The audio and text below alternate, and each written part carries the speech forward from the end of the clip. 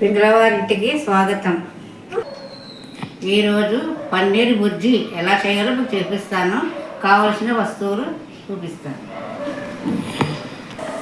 పన్నీర్ అండి, ఇది ప్యాకెట్. మనకు ఎంత కావాల్సిందో అంత తీసుకోవచ్చు. సన్నగా తరుక్కున్న ఉల్లిపాయ ముక్కలు,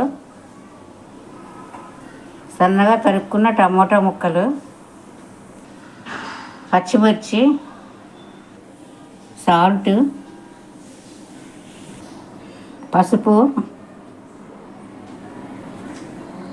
కారం, అల్లం వెల్లుల్లి పేస్ట్, కస్తూరి మేతి, సన్నగా తరుక్కున్న కొత్తిమీర, గరం మసాలా, సాజీరా పువ్వు.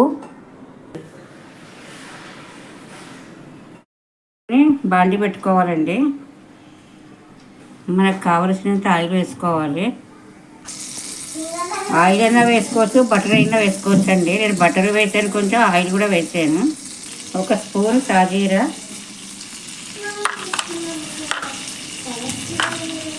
ఒక 2 పువ్వులు. ఒకసారి కలుపుకోవాలి, బాగా వేగుతాయి. కొంచెం అల్లం వెల్లుల్లి పేస్ట్ అండి. పచ్చివాసన పోయేంత వరకు కొంచెం వేగాలండి. పలుగా కలుపుకున్న ఉల్లిపాయ ముక్కలు కూడా వేసేయాలి. ఉల్లిపాయ ముక్కలు బాగా వేగాలండి. పచ్చిమిర్చి, చిటికెడు పసుపు.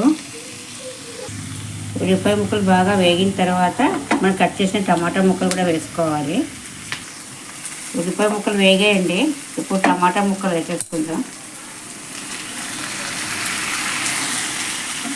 టమాటా ముక్కలు వేసుకున్నాక కలుపుకోవాలండి. తగినంత కారము, గరం మసాలా, కొత్తిమీర వేసుకోవాలండి. ఇది ఒకసారి కలిపేసుకుందామండి. కలిపేసుకుని మూత పెట్టుకుంటే మగ్గుతాయి. టమాటాలన్నీ మగ్గిపోయండి, దగ్గర పడిపోయింది. ఇప్పుడు పన్నీర్ వేసుకోవాలండి. పన్నీర్ వేసిన తర్వాత ఒకసారి కడుక్కుపై కలుపుకోవాలండి, కలిసేటట్టుగా. తగినంత ఉప్పు, కస్తూరి మేతి సువాసనకి బాగుంటుందండి. కస్తూరి మేతి వేసాక బాగా కలుపుకోవాలండి. అడుక్కుపైకి వలిపేసి కొంచెం మూత పెట్టుకోవాలి, ఒక 5 మినిట్స్. బాగా మగ్గిపోయిందండి, బాగా దగ్గరికి వచ్చేసింది. మన స్టవ్ కట్టేసుకోవచ్చు. పన్నీర్ బుర్జీ రెడీ. ఇది చపాతీకి, పులకాలు, పూరి, దోశ చాలా బాగుంటుందండి. అన్నంలో కూడా బాగుంటుంది. చాలా పిల్లలు చాలా ఇష్టపడతారు. నేను అప్పుడప్పుడు చేస్తూ ఉంటాను. మీరు కూడా ట్రై చేయండి, చాలా బాగుంటుంది. ఇంట్లో వదిలిపెట్టారు.